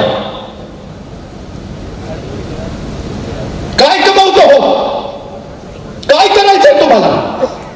कसलं दुःख आहे जे विसरायला तुम्हाला नशेचा आधार घ्यावा लागतो? कोण आहे तुम्ही? किती कोटीचं कर्ज आहे तुमच्या डोक्यावर? तुम्हाला हे सगळं विसरायला व्यसनं करावीशी वाटतात? काय व्हायचंय तुम्हाला? तुम्हाला पोरींची छेड काढायची असेल ना, जरूर गुटखा खा, कारण त्याशिवाय ओठ रंगतच नाहीत. खाल्लीच पाहिजे. तुम्हाला शायनिंग मारायचं ना कॉलेजच्या वरात, सिगरेट ओढलीच पाहिजे, त्याशिवाय इम्प्रेशनच पडत नाही. जरूर. एखाद्याला मारायचं का तुम्हाला, दादागिरी करायची आहे, मग दारू बिरू पिलाच पाहिजे तुम्ही, त्याशिवाय लोक घेतच नाहीत. मर्डरच करायचंय का एखाद्याचा, हा मग गांजा बिंजा ड्रग्ज घे, त्याला गरजेचंच आहे, कारण शुद्धीत असताना माणूस असलं पातक करू शकत नाही. करायचंय ना, कर. हे व्हायचं असेल तर जरूर करा. पोरींची छेड काढायची आहे, जरूर खा गुटखा. शायनिंग इम्प्रेशन, जरूर सिगरेट ओढा. मारामारी करायचं आहे, जरूर ते घ्या दारू बिरू. आणि एखाद्याचा मर्डर करायचा आहे, जरूर ड्रग्ज घ्या. काही अडचण नाही, करावंच लागेल हे जर तुम्हाला बनायचं असेल तर. पण तुम्हाला डॉक्टर बनायचं असेल, हे तुमच्यासाठी नाही. तुम्हाला इंजिनियर व्हायचं असेल, हे तुमच्यासाठी नाही. तुम्हाला शास्त्रज्ञ व्हायचंय, हे तुमच्यासाठी नाही. तुम्हाला क्रिकेटपटू बनायचंय, हे तुमच्यासाठी नाही. अभिनेता शास्त्रीय व्हायचंय, हे तुमच्यासाठी नाही अजिबात. जगाच्या पाठीवर अजून असं यंत्र तयार नाही झालं, ज्यात भाकरी टाकली की रक्त तयार होऊन बाहेर येत. असं अद्भुत अलौकिक शरीर नावाचं यंत्र त्या परमेश्वरानं आम्हाला दिलंय. जपायला हवं त्या. बापाच्या खांद्यावर ज्यावेळी पोरांची प्रेत येतात ना, वाईट वाटतं. दुनिया उलटी निघाली का काय सांगणार. कशासाठी? एखाद्या माणसाला हार्ट अटॅक येतो, बायपास करावी लागते. बायपास करणं म्हणजे हृदयाची खराब झालेली रक्तवाहिनी काढायची, तिच्या जागी दुसरी चांगली रक्तवाहिनी जोडायची. या शस्त्रक्रियेला खर्च येतो 3 लाख रुपये. म्हणजे आमची खराब झालेली एक रक्तवाहिनी केवढ्याला पडली?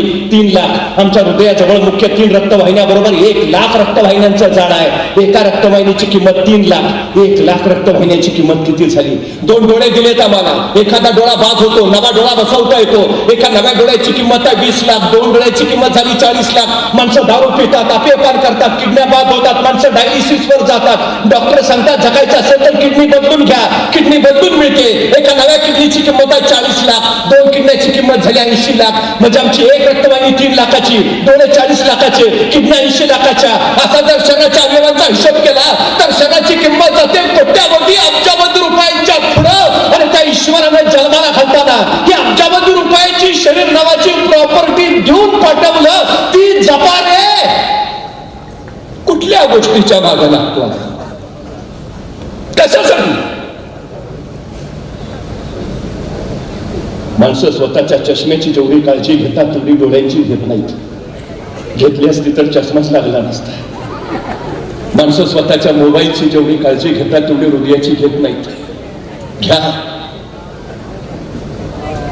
फुकट मिळालं पण फुकट घालवण्यासाठी नाही. आयुष्यात काहीतरी कर्तृत्व गाजवावं, त्यासाठी या सगळ्या गोष्टी दिल्यात तुम्हाला. उगाच नाही, उगाच नाही.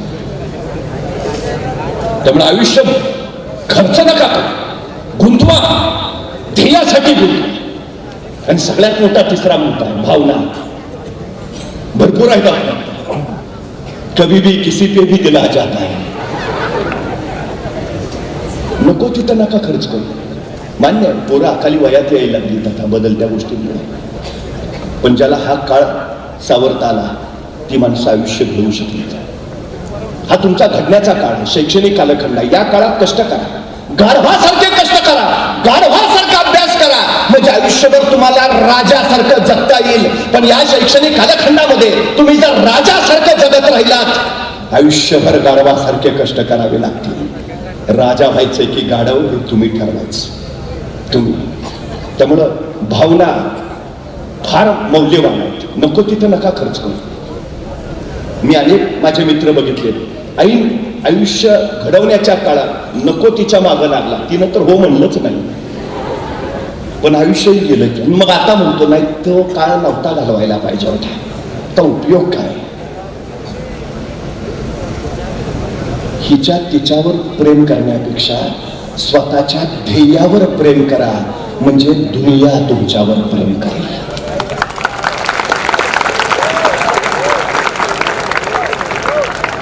आणि मी वारंवार सांगतो, पोरींच्या मागं फिरूच नका.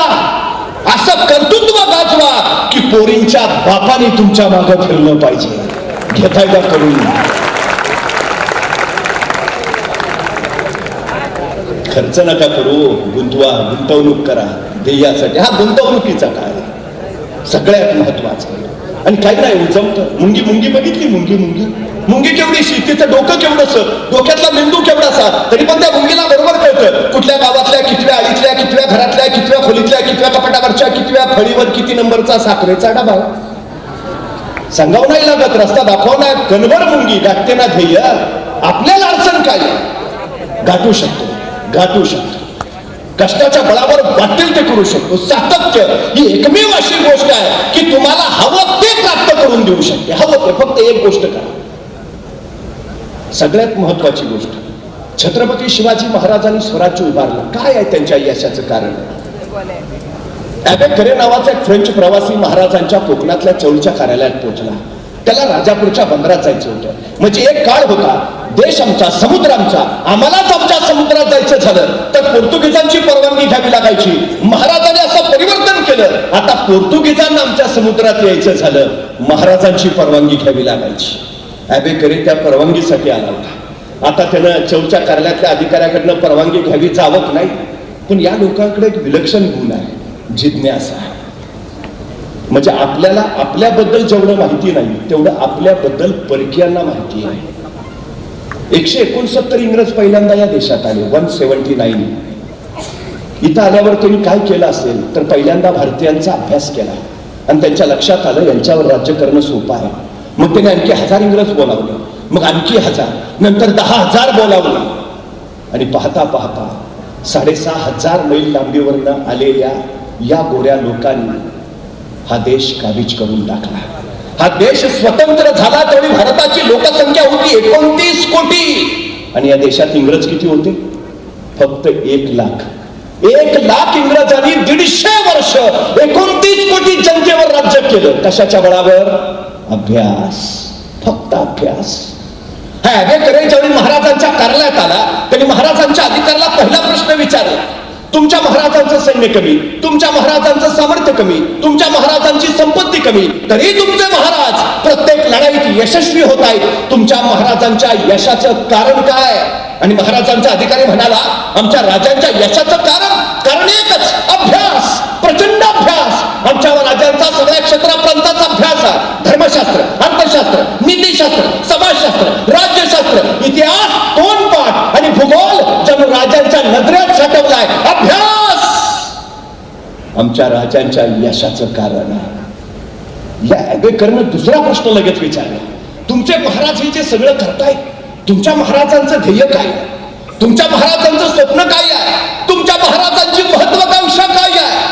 आणि महाराजांचा अधिकारी म्हणाला, आमच्या राजांचं ध्येय, आमच्या राजांचं स्वप्न, आमच्या राजांची महत्वाकांक्षा अहद तंजावर ते तहद पेशावर, सिंधू नदीपासून बंगालचा उपसागर अखंड स्वराज्य उभा करायचं आणि या स्वराज्यावर भगवा डौलाने फडकावत ठेवायचा, हे आमच्या राजांचं ध्येय आहे. काय ध्येय आहे? अरे करेल ही तो काय ध्येय आहे महाराजांचं? अहद तंजावर, तहद पेशावर, सिंधू नदीपासून कालरीच्या संगमापर्यंत अखंड स्वराज्य. अभ्यास, ध्येय गाठायचंय ना, अभ्यास. महाराज सांगतात अभ्यास कधी होतो? प्रश्न पडले तर. प्रश्न कधी पडतात? जिज्ञासा असली तर. हल्ली काय झालंय, आमच्या नव्या पिढीमध्ये जिज्ञासा नावाचा गुणच नाहीये. आता इथं सगळे प्राध्यापक आहेत. मला खरंच सांगा, वर्गात विद्यार्थी प्रश्न विचारतात का? याचं उत्तर आहे नाही. प्रश्न न विचारायची 2च कारणं असतात. 1, सगळं येत आहे आणि 2, काहीच येत नाही. मला खरंच बरं वाटतं की बरं झालं ते सफरचंदाच्या झाडाखाली न्यूटनच बसला होता.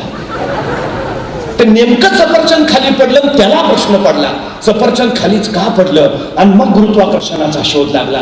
मला खरंच बरं वाटतं की बरं झालं सफरचंदाच्या झाडाखाली न्यूटनच बसला होता.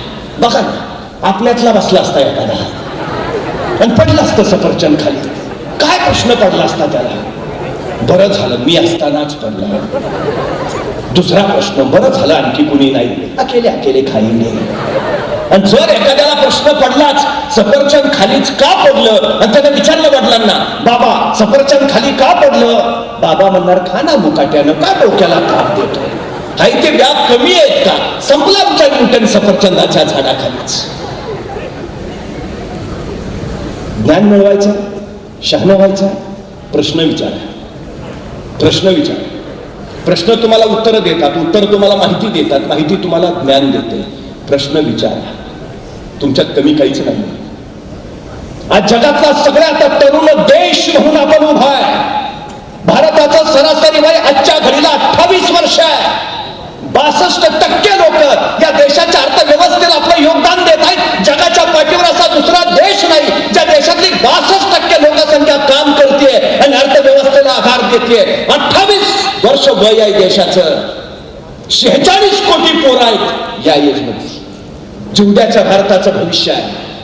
पण 2036 साली भारताचं तरुण वय वृद्धत्वाकडे वाटचाल करायला लागेल आणि हळूहळू हा देश म्हातारा होईल.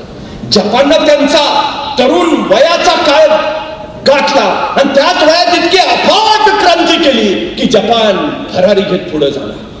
आमचा आताचा काळ हा 25 संपला. 36 पर्यंत आमच्याकडे वेळ आहे. म्हणजे अजून 10 वर्ष.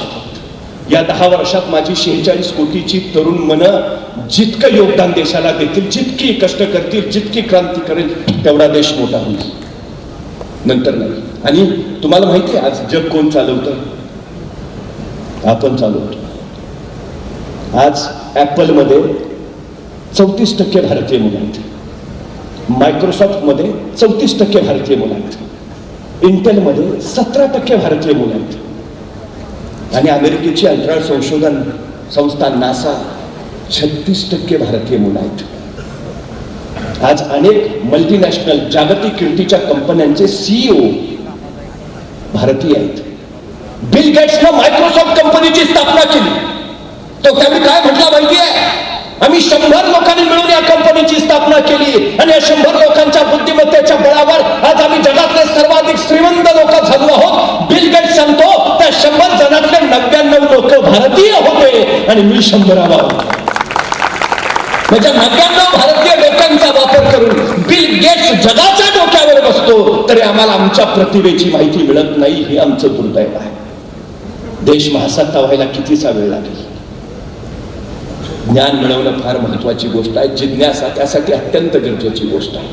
मी नेहमी जाता जाता एक गोष्ट सांगतो.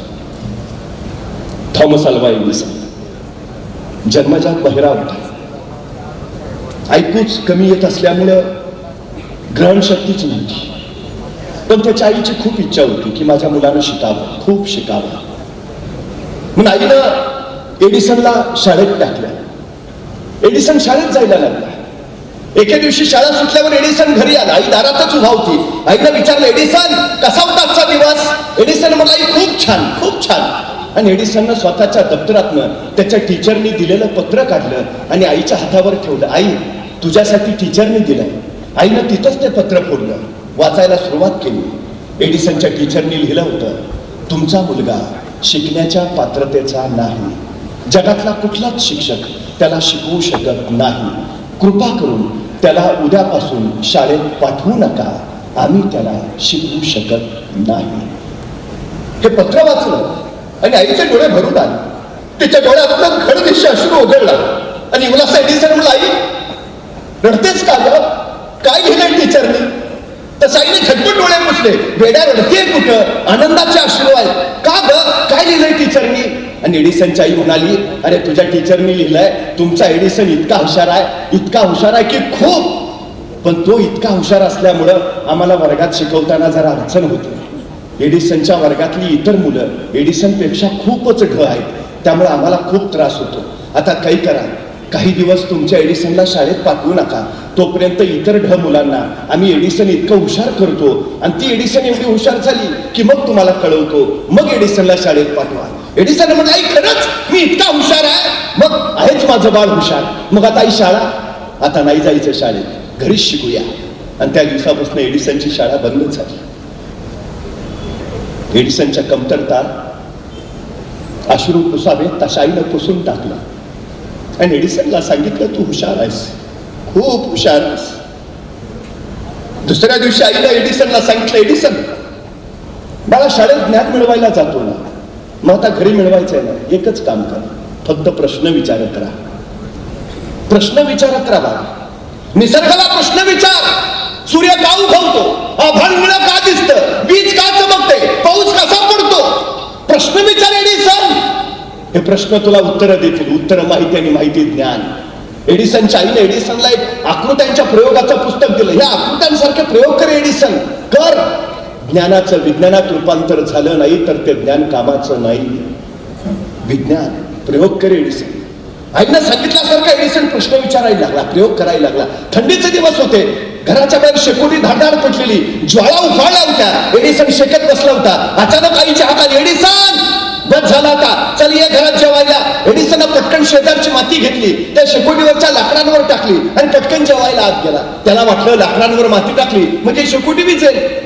तासा दीड तासांनी एडिसन जेवण करून बाहेर आला. त्याला वाटलं होतं शेकोटी विजली असेल, पण त्याला धक्का बसला. ज्वाळा थांबल्या होत्या पण लाकडं विजली नव्हती. लाकडांचे निखारे झाले होते आणि ते लालबुंद निखारे फुलून फुलून अंगण सगळं लालबुंद केशरी झालं होतं. एडिसनला प्रश्न पडला, मगाशी तर लाकडं ज्वाळेच्या रूपात जळत होती, मग आता का नाही? आपण माती टाकली, मग माती टाकल्यामुळे काय झालं? अखंड ऑक्सिजनचा पुरवठा खंडित झाला. ऑक्सिजन अभावी ज्वाळा थांबल्या, मग लाकडं विजली का नाही? त्यांचे निखारे का झाले? ऑक्सिजन अभावी ज्वाळा थांबतात, लाकडं विजत नाहीत. ऑक्सिजन अभावी ती जळतच राहतात. ज्ञान मिळालं. एडिसननं याच माहितीचा वापर आपल्या प्रयोगात केला. त्याने एक निर्वात परीक्षा नळी घेतली, त्यात विद्युत तार टाकली. ऑक्सिजन नसलेल्या त्या परीक्षा नळीतल्या विद्युत तारेत त्यांनी विद्युत प्रवाह सोडला आणि विद्युत प्रवाह सोडल्यावर ती ऑक्सिजन अभावी तार जळाली नाही, ती नुसतीच तप्त तप्त होत राहिली. तप्त तप्त लालबुंद, इतकी लालबुंद झाली की त्या परीक्षा नळीनं एडिसनची सगळी खोली उजळून काढली आणि विद्युत बल्बचा शोध लागला. जग प्रकाशमान करणारा विद्युत बल्ब एडिसननं निर्माण केला. हा एडिसन शाळेत न गेलेला पण 10,000 शोधांचा जनक ठरला, ज्याने हे विश्व समृद्ध केलं. 40 वर्षाचा एडिसन झाला. त्याची आई निर्वतली आणि आईच्या निधनानंतर आईची खोली आवरायला एडिसन आईच्या खोलीत गेला. खोली आवरताना त्याला आईची ट्रंक सापडली. थरथरत्या हाताने आईची ट्रंक त्याने ती उघडली आणि आतलं सामान आवरताना त्याला 40 वर्षापूर्वी त्याच्या शाळेतल्या टीचरनी दिलेलं ते पत्र त्या ट्रंक मध्ये सापडलं. एडिसननं थरथरत्या हाताने आईच्या आठवणीत ते उघडलं. पत्र वाचायला लागला. पत्रात लिहिलं होतं, तुमचा मुलगा शिकण्याच्या पात्रतेचा नाही. आणि एडिसनला हुक्का फुटला. त्याच्या डोळ्यात ते कळदेश अश्रू आला. आई, तू तर म्हणाली एडिसन तू खूप हुशार आहे. माझा टीचर तर लिहित आहे तुमचा मुलगा शिकण्याच्या पात्रतेचा नाही. जगातली कुठलीच शाळा तुमच्या मुलाला शिकवू शकत नाही. कृपा करून तुमच्या मुलाला उद्यापासून शाळेत पाठवू नका. एडिसनच्या डोळ्यात नळ अश्रू होऊ लागला. ज्याला जगातली कुठली शाळा शिकवू शकत नव्हती, जो शिकण्याच्या पात्रतेचा नव्हता, आई तू त्याला सांगितलंस एडिसन तू हुशार आहेस, खूप खूप हुशार आहेस. आई, माझ्यातल्या कमतरता बाजूला सारून त्याच कमतरतेला तुझ्या प्रेरणा तू बलस्थान बनवस. धन्य आई, धन्य. तुझ्या पुढे मी अनमोल झालो, मौल्यवान. हे सगळं कर्तृत्व तुझ्या प्रेरणेमुळेच तर कमावू शकतो. बहिर असलेला एडिसन 10,000 शोधांचा जनक होत असेल, अडचण काय हो आपल्याला? एव्हरेस्ट सर करणं सोपं नाही. एव्हरेस्टवर गेला तर अर्ध्या वाट्यात हजारो प्रेतं पडलेली दिसतील, ज्यांना एव्हरेस्ट गाठायचं होतं पण संपले बघा. तो एव्हरेस्ट सर केला कुणी? एरिक वेहनर. आंधळा आहे, दृष्टीहीन असलेला पहिला माणूस ज्यांनी एव्हरेस्ट सर केला, एरिक वेहनर. धडधाकट डोळे असलेल्या माणसाला जे जमलं नाही ते एरिक वेहनरनं करून टाकलं. पत्रकारांनी त्याला विचारलं, हजारो प्रेतं पडली त्या एव्हरेस्टवर, डोळे असलेले ते पोचू शकले नाही, तुम्ही आंधळे पोचला कसे? एरिक वेहनर म्हटला, आंधळा होतो म्हणूनच पोचलो. म्हणजे मला वाटेतले अडथळेच दिसले नाहीत ना, आंधळे असल्यामुळं. मला फक्त माझं ध्येय दिसत होतं, फक्त ध्येय दिसत होतं. तुम्ही वाटेतल्या अडथळ्यांचा विचार कराल, अडथळेच समोर येतील. तुम्ही ध्येयाचा विचार करा, म्हणजे ध्येय समोर येईल. तुमच्या त्या उद्याच्या ध्येयासाठी मनपूर्वक शुभेच्छा देतो. इंद्रायणी विद्या मंदिर, जिथं जीवशास्त्राबरोबर जीवनशास्त्र शिकवलं जातं, जिथं चित्रकलेबरोबर चरित्रकला शिकवली जाते, आणि त्याचाच अध्याय म्हणून ही व्याख्यानमाला. आपल्या सगळ्यांना, संस्थेला मनपूर्वक शुभेच्छा देतो. थांबतो.